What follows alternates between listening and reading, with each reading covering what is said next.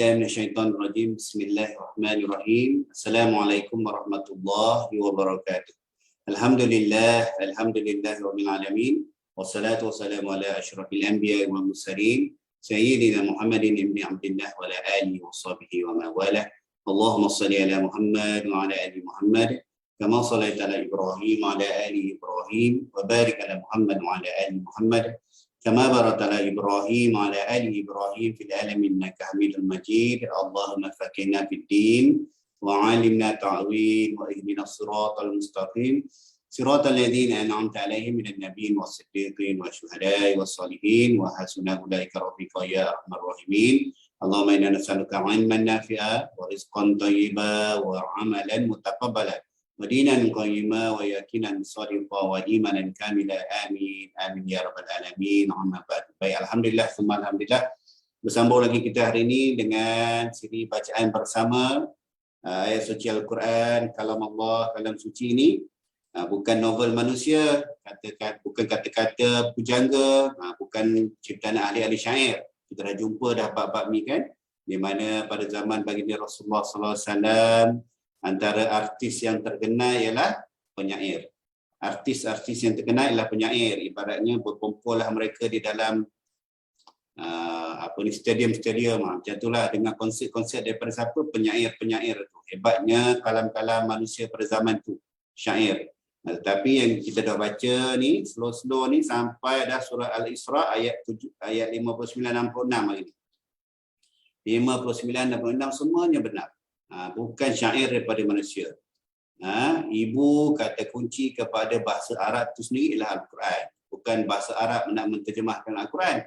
Al-Quran itu sendiri membawa pengertian-pengertian lebih besar daripada bahasa yang manusia pernah dengar pada satu masa dulu. Sebab itu ada perkara-perkara dalam Al-Quran, ayatnya pendek-pendek saja, ringkas tetapi maknanya mendalam. Begitu juga dengan hadis daripada baginda Rasulullah SAW. Begitu. Itu yang pertama. Hari ini insyaAllah kita sambung lagi selepas tertangguh seminggu seminggu kita tak ada bacaan bersama. InsyaAllah hari ini kita sambung. Hari ini pun saya rasa kalau tak salah saya dah last dah Syawal 30 Mei, hari ini dah 30 Syawal, 29 Syawal ke 30 Syawal ni, 29 last lah kot. Ke ada sehari lagi Syawal? Hari ini hari akhir. Hari akhir Syawal, hari akhir Syawal. Pada skrin saya ni muka Liana Muhammad yang paling besar. Kita sama je dengan orang lain. Jadi Liana Muhammad kena senyum lama-lama sikit. Live muka siapa ni paling besar ni? Wallahu a'lam. InsyaAllah hari ni kita sambung 59 sampai 66 surah Al-Isra. Surah Al-Isra daripada awal tu kita dah tahu dah. Satu ayat dia cerita pasal Isra, diberi namakan disebabkan ayat pertama tersebut. Mi'raj dalam surah lain An-Najmi, ulang kaji balik, Mi'raj dalam An-Najmi, dan juga daripada hadis-hadis baginda Rasulullah SAW. Dan kita ulang balik, walaupun ada banyak kitab-kitab yang menghimpunkan perjalanan Isra dan Mi'raj, kena hati-hati sebab adanya hadis-hadis maudhu', sirah-sirah yang tidak benar pada kumpulan-kumpulan kitab tersebut. Bukan ulama salah, penerbit ni dia main kumpul je kan, kumpul. Jadi kalau nak tahu betul-betul, kita ikutlah susun jalur yang terbaik. Kena daurahlah sikit dengan tuan-tuan guru. Biasanya dalam kuliah-kuliah maghrib Isra Mi'raj ni memang tak mungkinlah dapat tuan-tuan guru tu cerita semua, panjang cerita ni kan. Kena berduduklah 2-3 hari, ambil satu kitab atau guru syarahkan. Tuan guru bolehlah maklumkan ini hadis dhaif, ini maudhu', tak ada pernah keluar pun, ini hadis yang tidak dikenali. Ulama pun kadang-kadang dihormat, dia kata hadis ni tidaklah kami kenali, tidaklah pernah kami jumpa dalam kitab-kitab hadis yang muktabar, Sahih Bukhari, Sunan Sittah, Sunan Tis'in, tak adalah kami pernah jumpa. Gitulah. Biasanya kalau ulama dia berlapis macam tu, biasanya hadis maudhu' lah. Jadi kita tinggallah cerita-cerita daripada sirah-sirah yang tidaklah kami kenali. Bila ulama-ulama hadis khabar gitu, dia pelapis lah bagi tahu kita. Carilah sirah yang jelas, Wallahu a'lam. Minggu sebelum ni kita ditamatkan bacaan dengan ayat 58 tu, dan tidak ada sesebuah negeri pun yang penduduknya menderhaka melainkan kami membinasakannya. Kita dah jumpa. Hari ini Allah ulang balik cerita pasal Nabi Saleh dan kaum Samud. Ya, diulang balik bagaimana cerita Nabi Saleh dan kaum Samud. Kaum dia minta apa? Ingat kaum dia minta apa keluar daripada batu? Sebagai tanda mukjizat Nabi Saleh. Apa dia? Benda yang keluar daripada batu.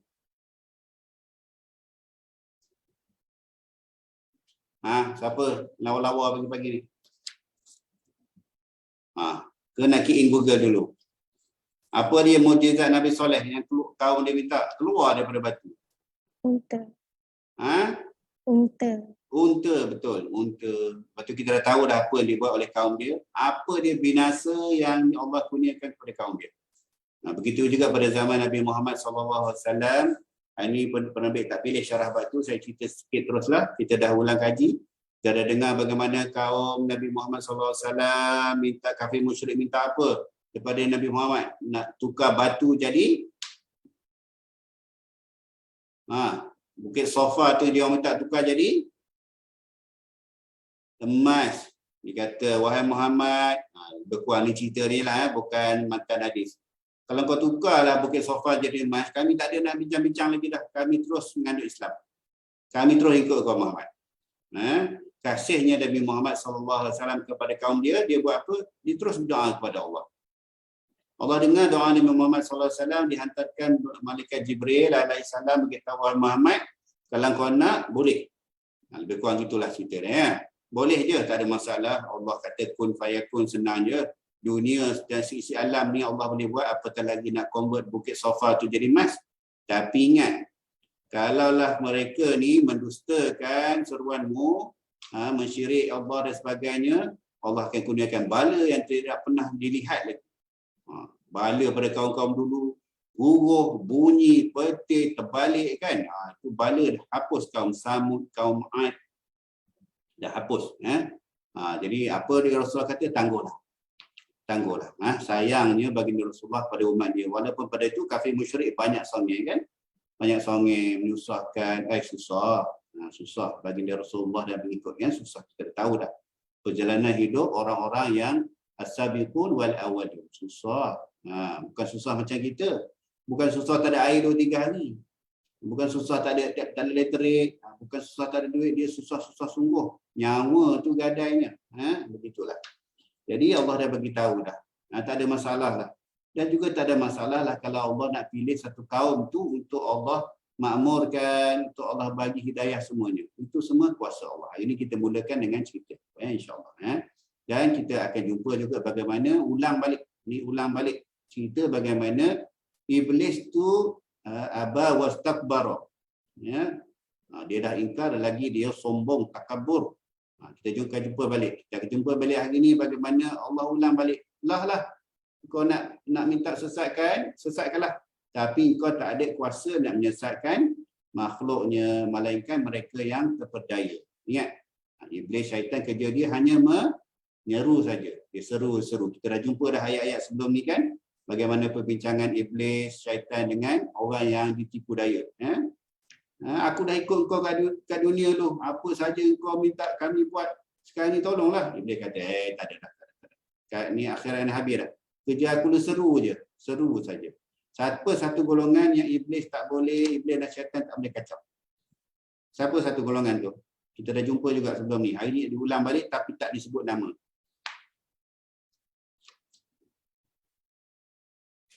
Golongan yang tak boleh. Siapa cakap tak boleh? Iblis kata, melainkan geng ni. Geng ni aku tak boleh kacau.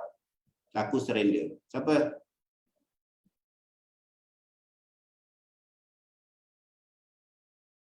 Saya tanya je serius semua.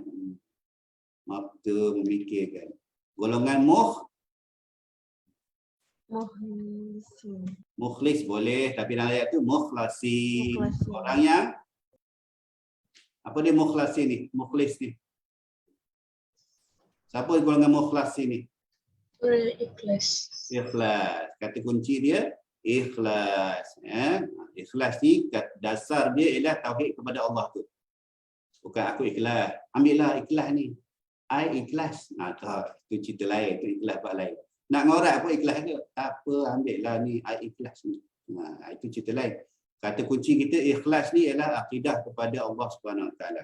Tidak sekali-sekali pun ada satu titik, ada satu pergerakan, ada satu terdetik dalam hati kita nak menduakan Allah dalam perbuatan, dalam lafaz, dalam i'tiqad, dalam apa sajalah, tak ada. Itu dia ikhlas.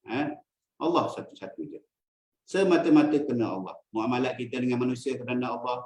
Berkasih kita sesama kita ni, ramai-ramai lawan-lawan ni semata-mata kerana Allah. Dapat naungan arasy nanti. Bukan lelaki je, lelaki, perempuan, ramai-ramai ni, beramai-ramai ni kita berkasih sayang semata-mata kerana Allah. Macam tu. Berbeza. Berkawan, rakan kerja berbeza dengan kita bersama-sama semata-mata kerana Allah tu berbeza. Kalau semata-mata kerana Allah, kalau ada perkara mungkar, perkara tak baik, kita tegur tak? Kita tegur.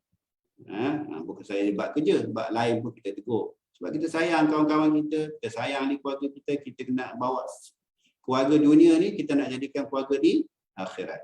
Dia begitu. Jadi mukhlasin, ikhlas. Ini kita jumpa balik. Semua dalam ayat ni, kita sebutlah nama mukhlasin tu. Sebab sebelum ni dah sebut, ayat ni Allah nyatakan, kecuali sebahagian yang kecil. Begitu ya. Wallahu a'lam insya-Allah. Silakan adik kita baca hari ni ayat 59 sampai 66 surah Isra. A'udzubillahi minasyaitonir rajim.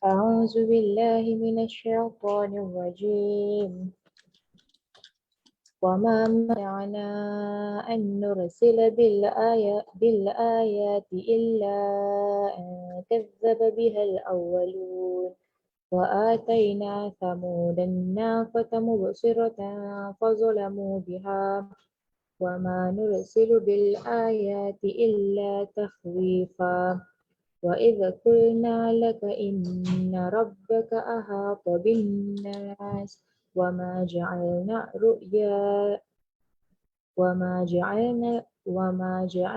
الرؤيا التي أريناك إلا فتنة للناس والشجرة الملعونة في القرآن ونخوفهم فما يزيدهم إلا طغيانا كبيرا وإذ قلنا للملائكة اسجدوا لآدم فسجدوا إلا إبليس قال أسجد لمن خلقت طينا قال أرأيتك هذا الذي كرمت علي لئن أخرتني إلى يوم القيامة لأحتنكن ذريته إلا قليلا قال اذهب فمن تبعك منهم فإن جهنم جزاؤكم جزاء موفورا واستفزر من استطعت منهم بصوتك وأجلب عليهم بخيلك ورجلك وشاركهم في الأموال والأولاد وعدهم وما يعدهم الشيطان إلا غرورا إن عبادي ليس لك عليهم سلطان وكفى بربك وكيلا ربكم الذي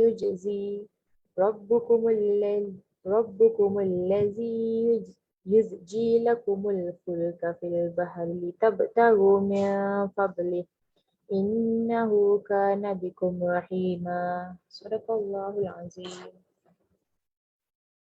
Terjemahan ayat 59.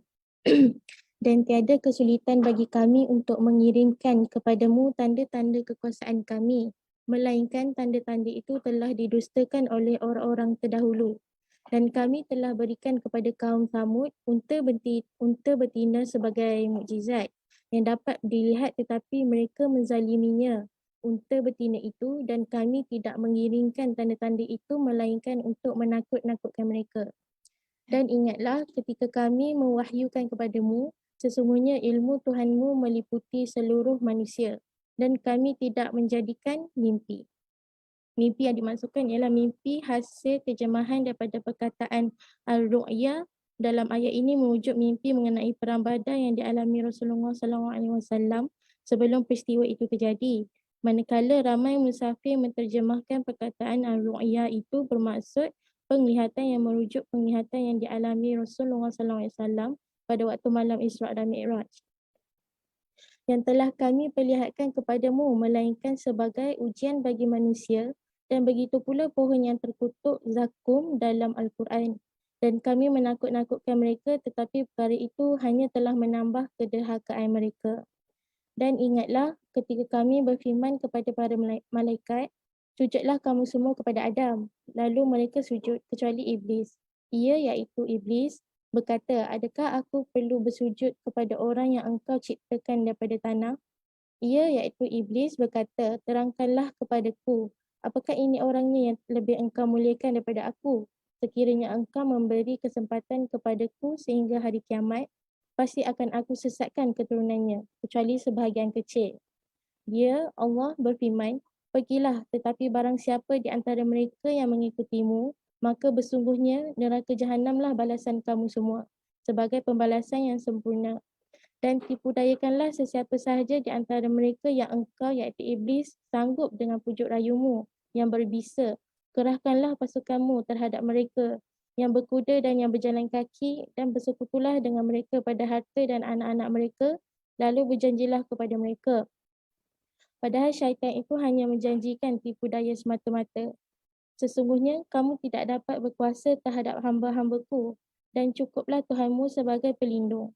Tuhanmu lah yang melayakkan kapal-kapal di lautan untukmu agar kamu mencari kurniaannya. Sesungguhnya dia maha penyayang terhadapmu.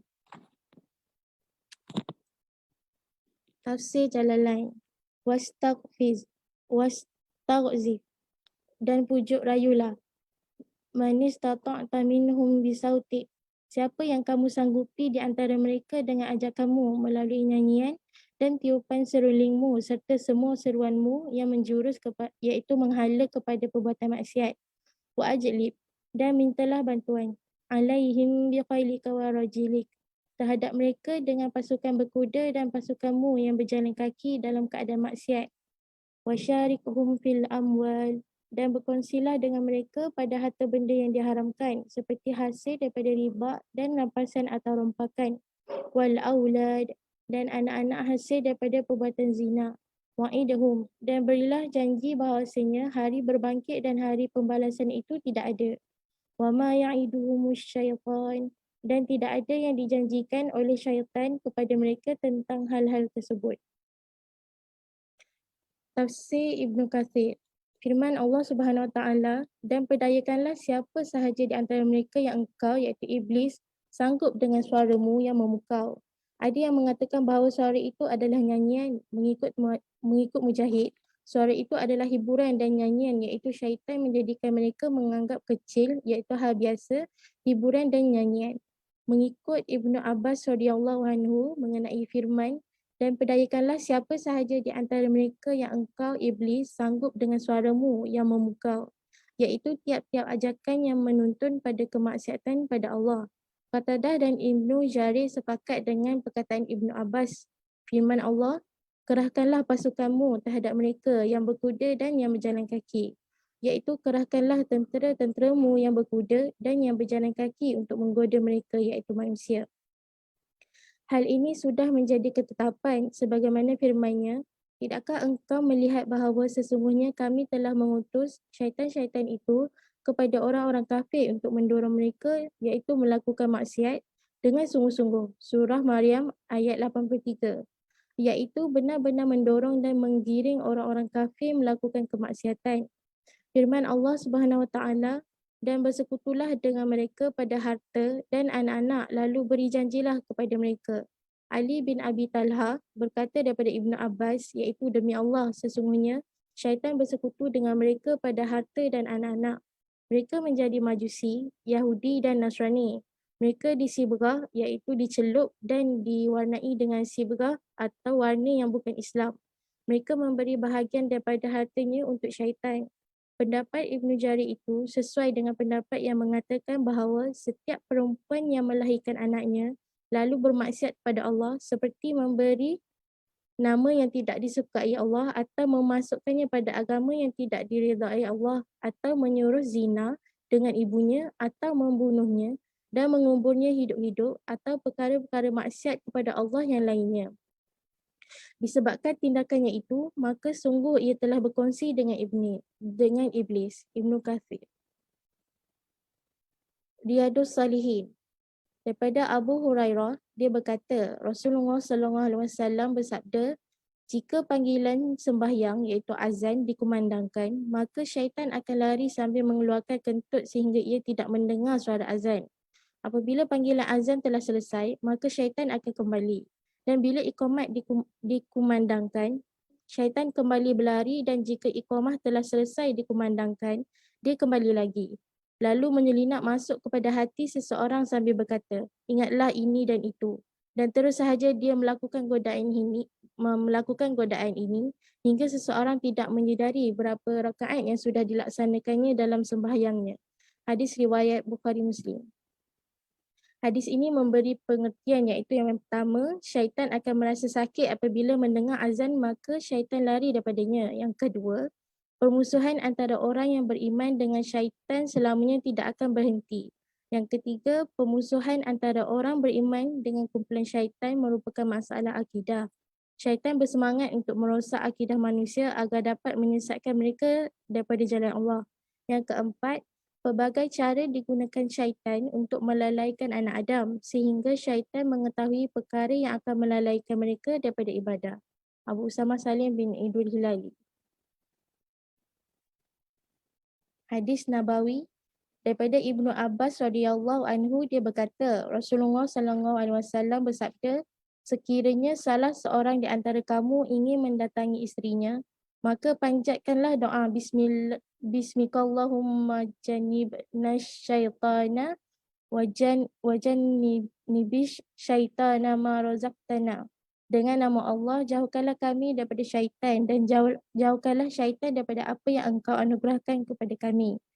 Jika ditadikan memperoleh anak daripada kedua-duanya, maka syaitan tidak akan membahayakannya selama-lamanya. Sahih Bukhari. Hadis Qudsi daripada Abu Hurairah radhiyallahu anhu, dia menceritakan bahawa Rasulullah SAW bersabda, ketika selesai menciptakan syurga, Allah Subhanahu Wa Taala berfirman kepada Jibril alaihissalam, pergi dan lihatlah syurga itu. Kemudian Jibril alaihissalam pergi dan melihat syurga, lalu kembali lagi sambil berkata, wahai Rabb, demi kemuliaanmu, tidak seorang pun yang mendengar tentangnya kecuali dia ingin memasukinya. Kemudian Allah Subhanahu Wa Taala menutupi iaitu merintangi syurga dengan hal-hal yang tidak disukai oleh manusia. Lantas Allah Subhanahu Wa Taala berfirman, wahai Jibril, pergi dan lihatlah syurga itu. Kemudian Jibril alaihissalam pergi dan melihat syurga.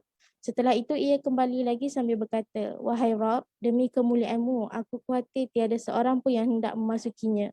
Baginda SAW bersabda, ketika selesai menciptakan neraka, Allah Subhanahu Wa Taala berfirman, wahai Jibril, pergi dan lihatlah neraka itu. Kemudian Jibril alaihissalam pergi dan melihat neraka. Setelah itu ia kembali lagi seraya berkata, wahai Rabb, demi kemuliaanmu, tidak seorang pun yang mendengar tentangnya. Kemudian timbul keinginan untuk memasukinya. Kemudian Allah Subhanahu Wa Taala menutupi neraka dengan syahwat, iaitu kesenangan atau yang disukai oleh manusia. Hadis riwayat Abu Daud.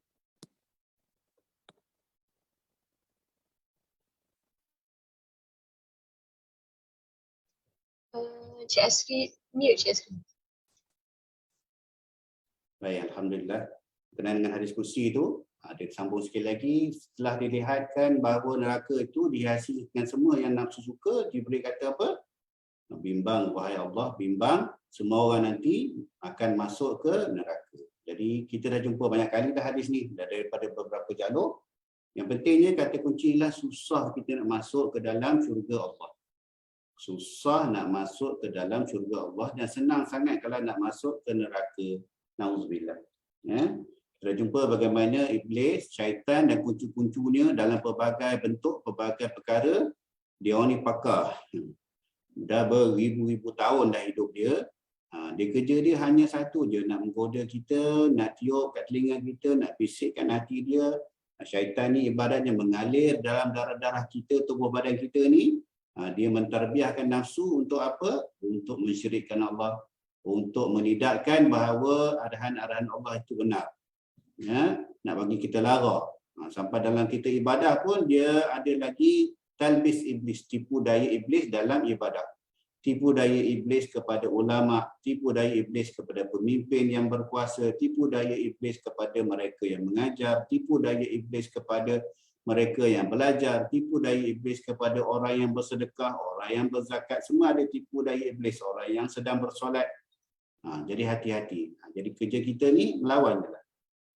Lagi eloklah kita lawan untuk mendapatkan khusyuk tu daripada kita tak buat langsung amal, langsung tak pernah rasa nak melawan, nak buat khusyuk.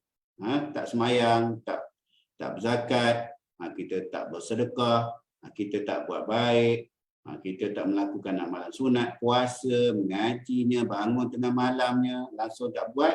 Itu biarlah kita ada mujahadah, berjuang sikit melawan tipu daya iblisnya.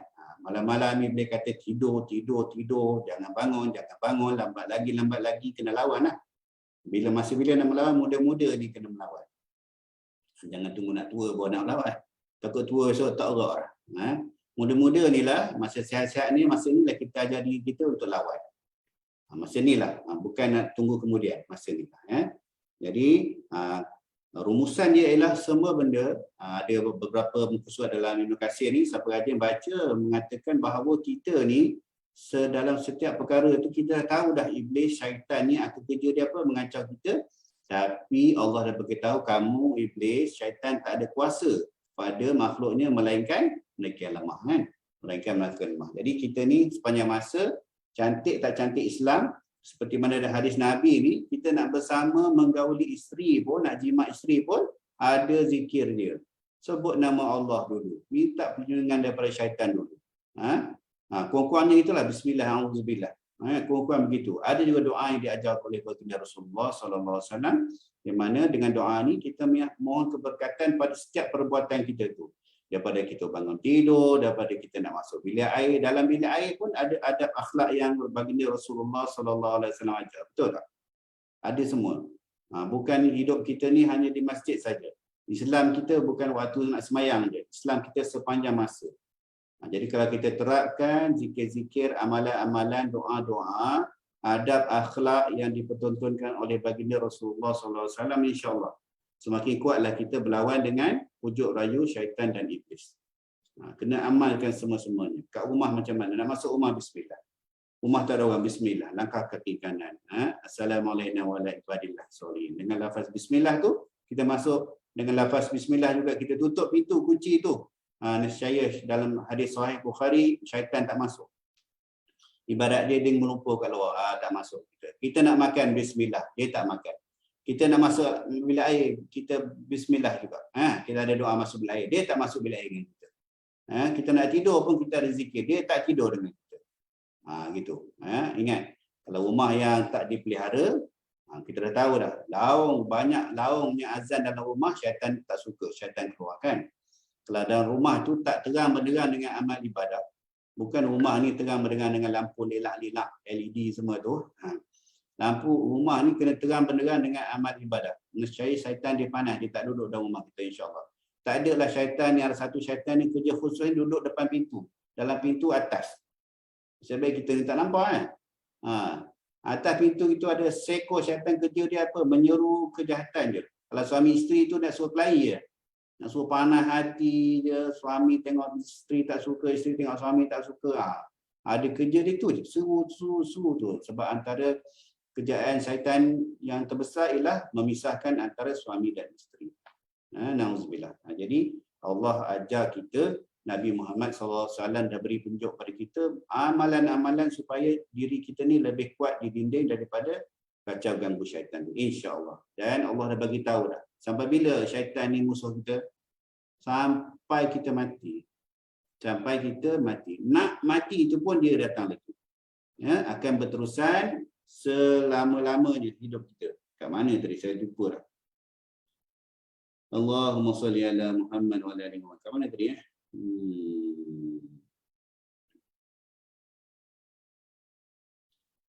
tak pasal tadi. Tapi itulah dia.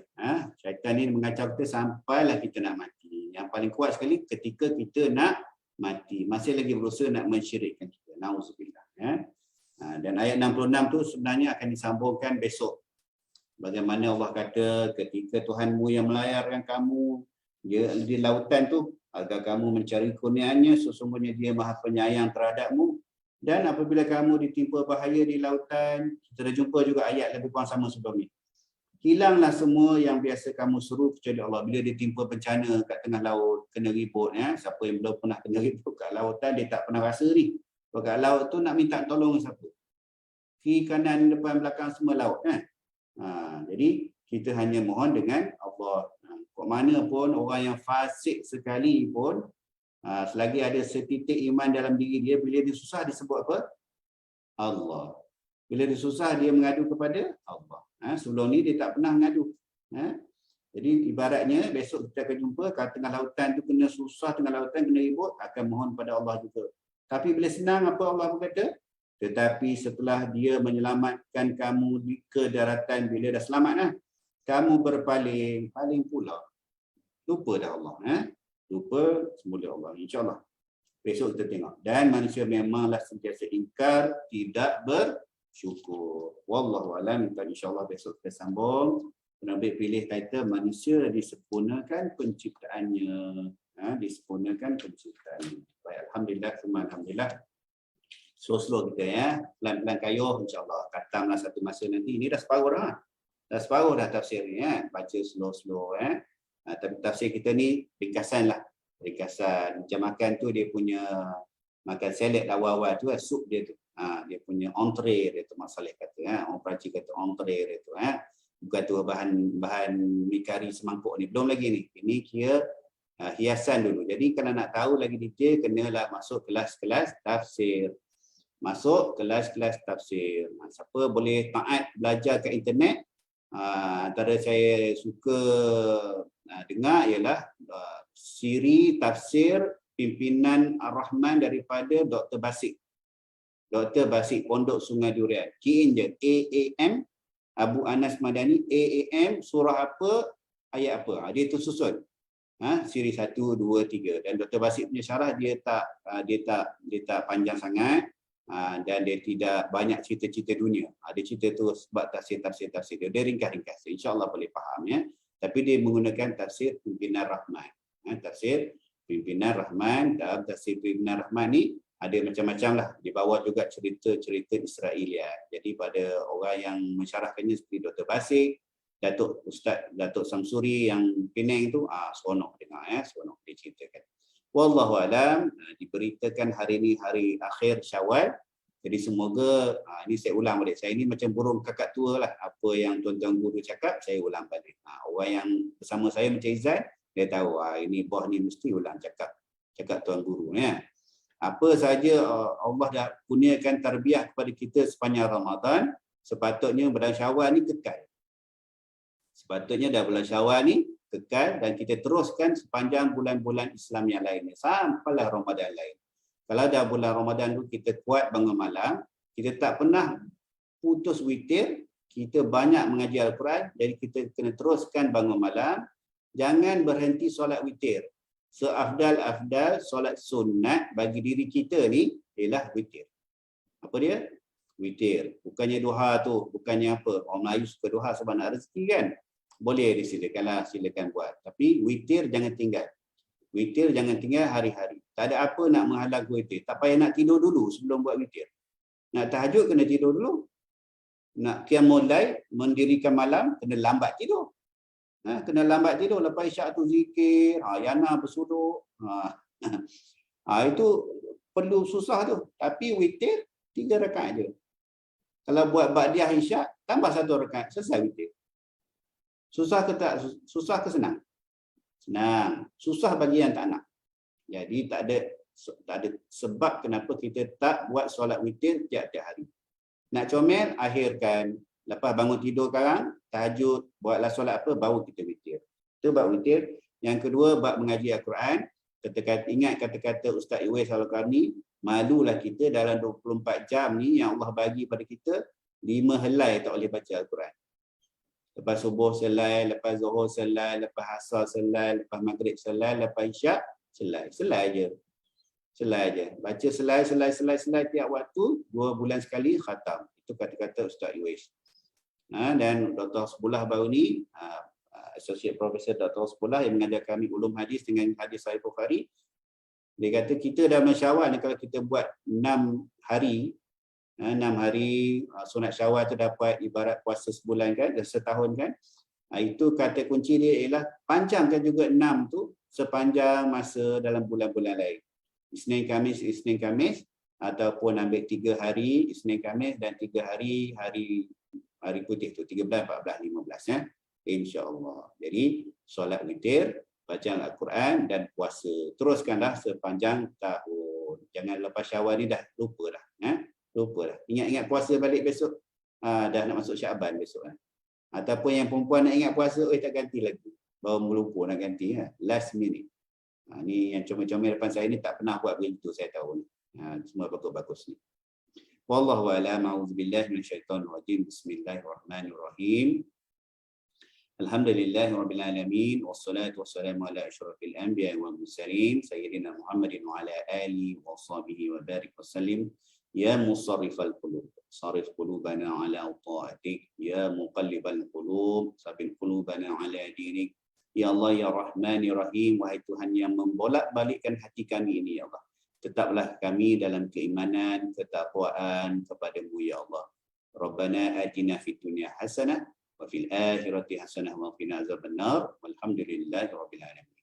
Subhanakallah wa bihamdika asyhadu an la ilaha illa anta astaghfiruka wa atubu ilaik. Wabillahi taufiq wal hidayah. Assalamualaikum warahmatullahi wabarakatuh. Insya-Allah sihat tubuh badan, panjang umur kita. Jumpa lagi pagi besok insya-Allah.